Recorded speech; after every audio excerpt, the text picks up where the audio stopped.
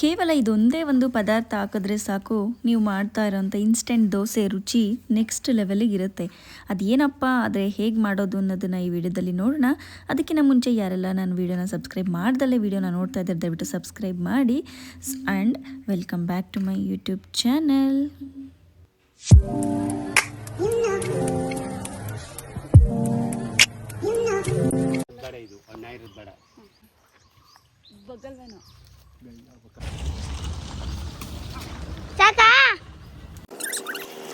ಸ್ನಾನ ಮಾಡಕ್ಕೆ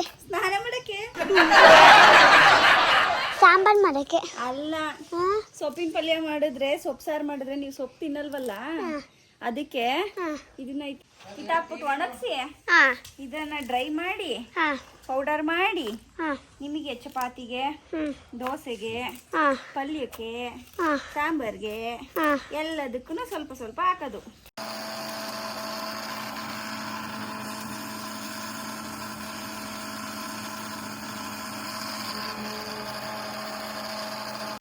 ನುಗ್ಗೆ ಸೊಪ್ಪನ್ನು ಹಾಗೆ ನಾವು ಪ್ರಿಸರ್ವ್ ಮಾಡಿ ಇಟ್ಕೊಳ್ಳೋಕ್ಕಾಗೋದಿಲ್ಲ. ಸೊ ಹಾಗಾಗಿ ನಾವು ಒಣಗಿಸ್ಬಿಟ್ಟು ಈ ಥರ ಡ್ರೈ ಪೌಡರ್ ಮಾಡಿ ಯೂಸ್ ಮಾಡೋದ್ರಿಂದ ಇದರಿಂದ ತುಂಬಾ ಹೆಲ್ತ್ ಬೆನಿಫಿಟ್ಸ್ ಕೂಡ ಇದೆ. ಆ್ಯಂಡ್ ಹಾಗೆ ತುಂಬ ದಿನ ನಾವು ಇದನ್ನು ಕ್ಯಾರಿ ಮಾಡ್ಬೋದು.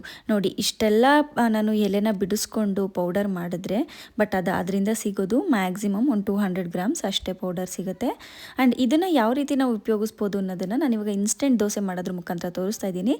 ಅದೇ ರೀತಿ ನೀವು ಇದನ್ನು ಚಪಾತಿಗೆ, ರೊಟ್ಟಿ ಮಾಡಬೇಕಾದ್ರೂ ರೊಟ್ಟಿಗೆ ನೀರು ಕಾಯಿಸ್ತಿರಲ್ವ, ಆ ನೀರಿಗೆನೇ ಹಾಕ್ಬಿಟ್ಟು ಕುದಿಸಿ ಮಾಡಿದ್ರೆ ಇನ್ನೂ ಟೇಸ್ಟ್ ಚೆನ್ನಾಗಿರುತ್ತೆ ಆ್ಯಂಡ್ ಸಾಫ್ಟಾಗಿ ಬರುತ್ತೆ ಕೂಡ. ಆ್ಯಂಡ್ ಇಡ್ಲಿಗೆ ಕೂಡ ಮಾಡ್ಬೋದು. ಆ್ಯಂಡ್ ಸಾಂಬಾರಿಗೆ, ಯಾವುದೇ ಸಾಂಬಾರು ಮಾಡಿದ್ರು ಅದಕ್ಕೂ ಕೂಡ ನೀವು ಗರಂ ಮಸಾಲ ಯಾವ ಥರ ಹಾಕ್ತೀರಾ ಆ ಥರ ಇದನ್ನು ಕೂಡ ಹಾಕ್ಬೋದು.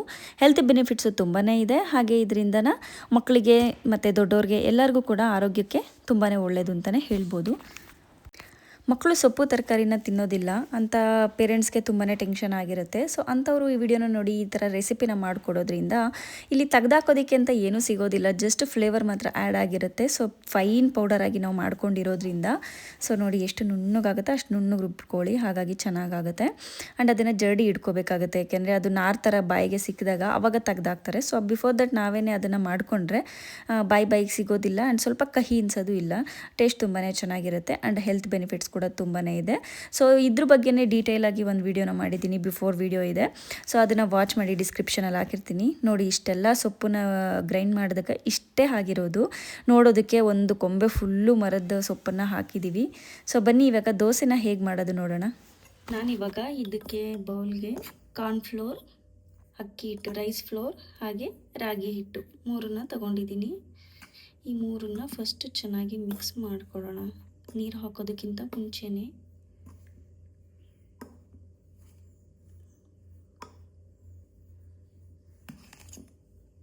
ಏಕೆಂದರೆ ಕಾರ್ನ್ಫ್ಲೋರು ಕೆಳಗೆ ಲಾಸ್ಟಲ್ಲಿ ಸಿಗಾಕೊಂಡ್ಬಿಟ್ರೆ ಅದು ಗಂಟು ಬಿದ್ದುಬಿಡುತ್ತೆ. ಸೊ ಹಾಗಾಗಿ ಫಸ್ಟೇ ಇದ್ರ ಜೊತೆ ಹಸಿಟ್ಟಿನ ಜೊತೆನೇ ಚೆನ್ನಾಗಿ ಬ್ಲೆಂಡ್ ಆದರೆ ನೀರು ಹಾಕಿದಾಗ ಅಷ್ಟು ಅದು ಅಂಟ್ಕೊಳ್ಳೋದಿಲ್ಲ, ಅಂದರೆ ಗಂಟು ಬೀಳೋದಿಲ್ಲ.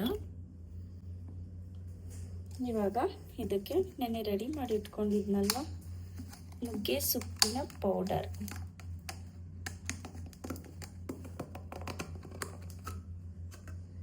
ಇದನ್ನು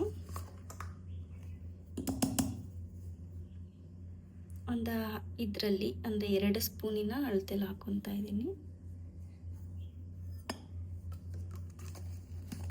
ಸಾಕಾಗುತ್ತೆ ಅಷ್ಟೇ, ಅದಕ್ಕಿಂತ ಜಾಸ್ತಿ ಹಾಕ್ಬಿಟ್ರೆ ತುಂಬಾ ಸಾಫ್ಟ್ ಆಗಿಬಿಡುತ್ತೆ ದೋಸೆ ಆ್ಯಂಡ್ ಬಿಡುವಾಗ ಕಿತ್ತೋಗ್ಬಿಡುತ್ತೆ.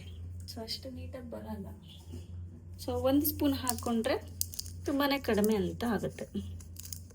ಅದಕ್ಕೆ ನಾನಿವಾಗ ರುಚಿಗೆ ತಕ್ಕಷ್ಟು ಉಪ್ಪನ್ನ ಹಾಕ್ಕೊತಾ ಇದ್ದೀನಿ. ಇನ್ನು ಅಡಿಷ್ನಲ್ ಆಗಿ ನೀವು ಇಂಗ್ರೀಡಿಯೆಂಟ್ಸ್ ಏನು ಬೇಕಾದರೂ ಆ್ಯಡ್ ಮಾಡ್ಕೋಬೋದು. ಫಾರ್ ಎಕ್ಸಾಂಪಲ್ ವೆಜಿಟೇಬಲ್ಸ್ನ ಗ್ರೇಟ್ ಮಾಡಿ ಅದನ್ನು ಕೂಡ ಹಾಕ್ಕೋಬೋದು. ಇಲ್ಲ ವೆಜಿಟೇಬಲ್ಸ್ನ ಬೇಡ ಬರೀ ಪ್ಲೈನ್ ದೋಸೆನೇ ಅಂದರೆ ಇದಕ್ಕೆ ಇನ್ನೊಂದು ಸ್ವಲ್ಪ ಟೇಸ್ಟ್ನ ಎನ್ಹಾನ್ಸ್ ಮಾಡೋದಕ್ಕೆ ಸ್ವಲ್ಪ ಜೀರಿಗೆ ಹಾಕಿದ್ರೆ ತುಂಬಾ ಚೆನ್ನಾಗಿರುತ್ತೆ ಟೇಸ್ಟು. ನನಗಂತೂ ದೋಸೆಗೆ ರೊಟ್ಟಿಗೆ ಜೀರಿಗೆ ಹಾಕಿಲ್ಲ ಅಂದರೆ ಅದು ಕಂಪ್ಲೀಟ್ ಅಂತ ಅನಿಸೋದೇ ಇಲ್ಲ ಟೇಸ್ಟು. ಸೊ ಸುಮ್ಮನೆ ಒಂದು 10 ಕಾಳು. ಆ್ಯಂಡ್ ಡೈಜೆಷನ್ಗೂ ತುಂಬ ಹೆಲ್ಪ್ ಆಗುತ್ತೆ. ಇದು ಗ್ಯಾಸ್ಟ್ರಿಕ್ ಆಗೋದಿಲ್ಲ ಜೀರಿಗೆನ ಜಾಸ್ತಿ ಯೂಸ್ ಮಾಡೋದ್ರಿಂದ. ಸೊ ಇವಾಗ ಮತ್ತೆ ಹಸಿಟ್ಟನ್ನೇ ಮತ್ತೆ ಬೆರೆಸ್ಕೊತಾ ಇದ್ದೀನಿ. ಬೆರೆಸ್ಕೊಂಡು ಇವಾಗ ಸ್ವಲ್ಪನೇ ನೀರು ಹಾಕ್ಕೊಂಡು ಕಲಿಸ್ಕೊತೀನಿ.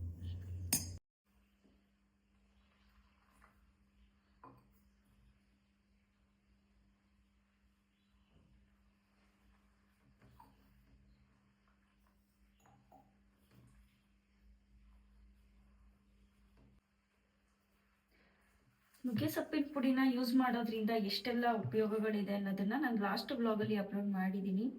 So go on check for it. ಡಿಸ್ಕ್ರಿಪ್ಷನಲ್ಲಿ ನಾನು ಅದು ಲಿಂಕ್ ಹಾಕಿರ್ತೀನಿ. ಆ ವಿಡಿಯೋನ ನೋಡಿಲ್ಲ ಅಂದರೆ.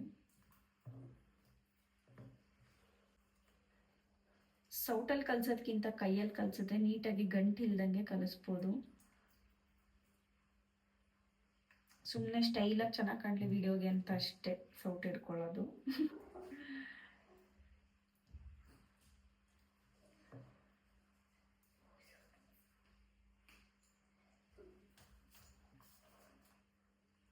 ದೋಸೆ ಬ್ಯಾಟರ್ ಕನ್ಸಿಸ್ಟೆನ್ಸಿಗೆ ಇದನ್ನು ರೆಡಿ ಮಾಡ್ಕೋಬೇಕು. ತುಂಬ ಗಟ್ಟಿನೂ ಇರಬಾರ್ದು, ತುಂಬ ತೆಳುವೂ ಇರಬಾರ್ದು. ಕಾರ್ನ್ಫ್ಲೋರ್ ಆ್ಯಡ್ ಮಾಡಿರೋದ್ರಿಂದ ಸ್ವಲ್ಪ ಯಾವ ಥರ ಅಂದರೆ ಮೇಲ್ಗಡೆ ಲೇಯರ್, ಔಟರ್ ಲೇಯರು ಕ್ರಂಚಿ ಅನ್ನಿಸ್ತಾ ಇರುತ್ತೆ.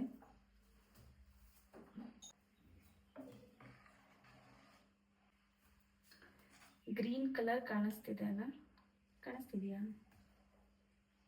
ನೋಡಿ.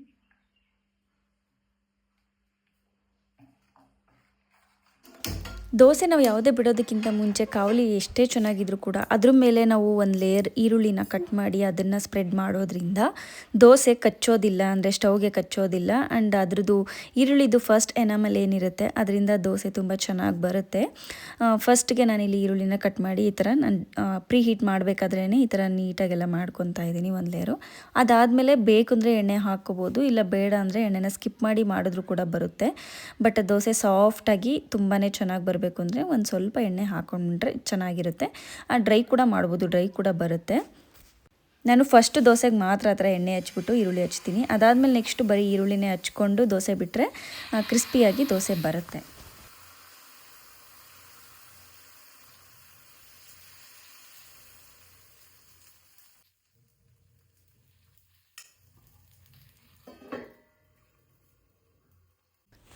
ಇವಾಗ ಬೆಂದಿದೆ ಇದು ಅರ್ಧ, ಇನ್ನೊಂದು ಕಡೆ ಇವಾಗ ತಿರುಗಿಸಿ ಹಾಕಬೇಕು.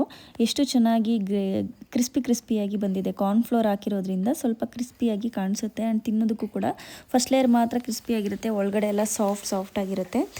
ನೋಡೋದಕ್ಕೂ ಕಲರ್ ಕೂಡ ಡಿಫ್ರೆಂಟಾಗಿರುತ್ತೆ, ಗ್ರೀನ್ ಕಲರ್ ಇದೆ. ಟೇಸ್ಟ್ ಕೂಡ ತುಂಬ ಚೆನ್ನಾಗಿರುತ್ತೆ. ಈ ದೋಸೆ ಜೊತೆಗೆ ಸೂಪರ್ ಕಾಂಬಿನೇಷನ್ ಅಂತ ಹೇಳಿದ್ರೆ ಮೊಸರು, ಉಪ್ಪಿನಕಾಯಿ, ಚಟ್ನಿ ಪುಡಿ, ಚಟ್ನಿ ಯಾವ್ದು ಬೇಕಾದ್ರೂ ಆಪ್ಷನಲ್ ನೀವು ಮಾಡ್ಕೊಂಡು ತಿನ್ಬೋದು. ಸೊ ಹೋಪ್ ಈ ವಿಡಿಯೋ ಎಲ್ಲರಿಗೂ ಯೂಸ್ಫುಲ್ ಆಗಿದೆ ಅಂತ ಭಾವಿಸ್ತಾ ಈ ವಿಡಿಯೋನ ಇಲ್ಲಿಗೆ ಎಂಡ್ ಮಾಡ್ತಾ ಇದ್ದೀನಿ. ಮುಂದಿನ ವಿಡಿಯೋ ಜೊತೆ ಇನ್ನೊಂದು ಇನ್ಫಾರ್ಮೇಟಿವ್ ವಿಡಿಯೋ ಜೊತೆ ಬರ್ತೀನಿ. ಸೊ ಅಲ್ಲಿವರೆಗೂ ವಿಡಿಯೋಸ್ನ ವಾಚ್ ಮಾಡ್ತಾ ಇರಿ. ನಿಮ್ಮ ಸಪೋರ್ಟ್ನ ಸಬ್ಸ್ಕ್ರೈಬ್ ಹಾಗೆ ಲೈಕ್ ಮಾಡಿ ಕಮೆಂಟ್ ಮಾಡೋದ್ರ ಮುಖಾಂತರ ತೋರಿಸಿ ಅಂತ ಹೇಳ್ತಾ ಈ ವಿಡಿಯೋನ ಇಲ್ಲಿಗೆ ಎಂಡ್ ಮಾಡ್ತಾ ಇದ್ದೀನಿ. ಸೊ ಮುಂದಿನ ವಿಡಿಯೋದಲ್ಲಿ ಸಿಗುವ. ಅಲ್ಲಿವರೆಗೂ ಬಿಂದು ನಡುವಿರು ಯೂಟ್ಯೂಬ್ ಚಾನಲ್ ಬಿಂದು ನಡುವಿರು ಬಿ ಫೇಸ್ಬುಕ್ ಪೇಜ್ನ ಫಾಲೋ ಮಾಡಿ.